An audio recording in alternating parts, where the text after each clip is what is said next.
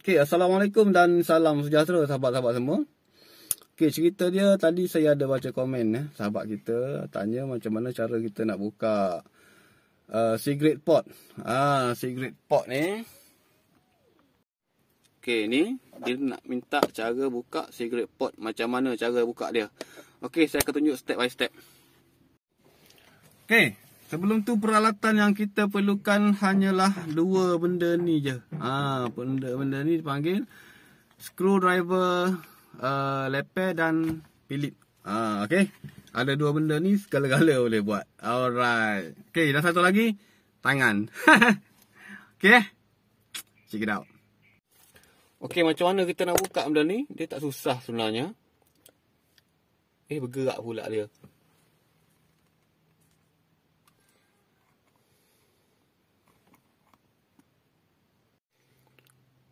Okey.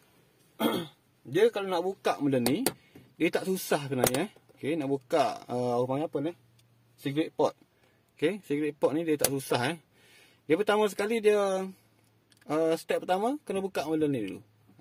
Buka tombol gear ni dulu. Pusing dia lawan jam. Okey. Buka tu dulu.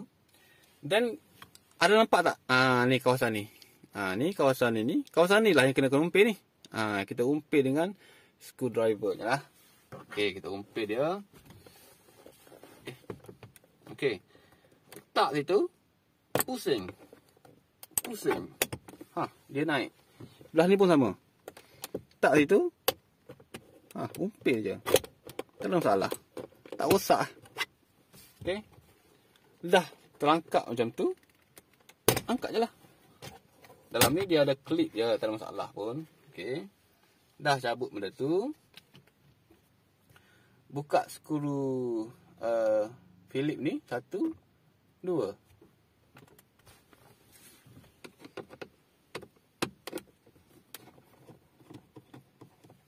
Satu.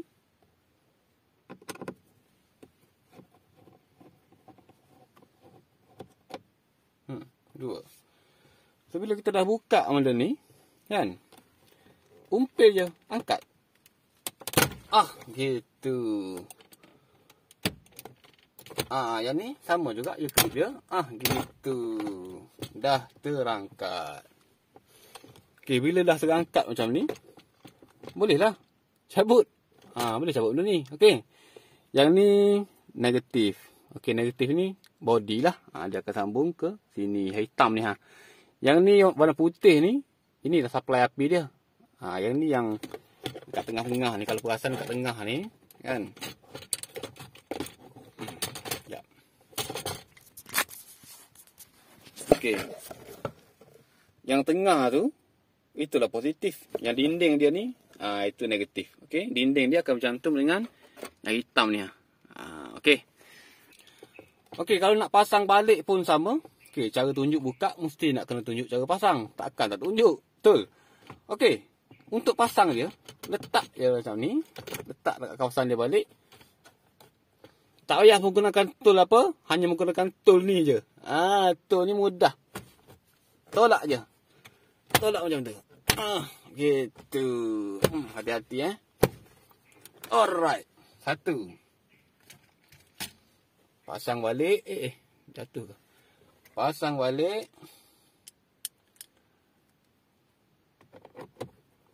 Tempat dia tadi. Gitu. Yang ni pun sama.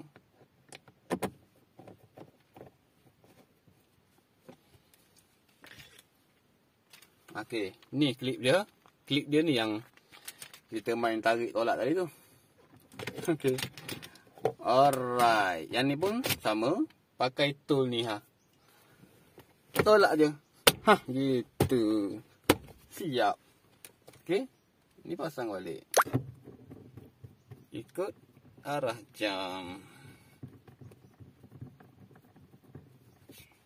Okey.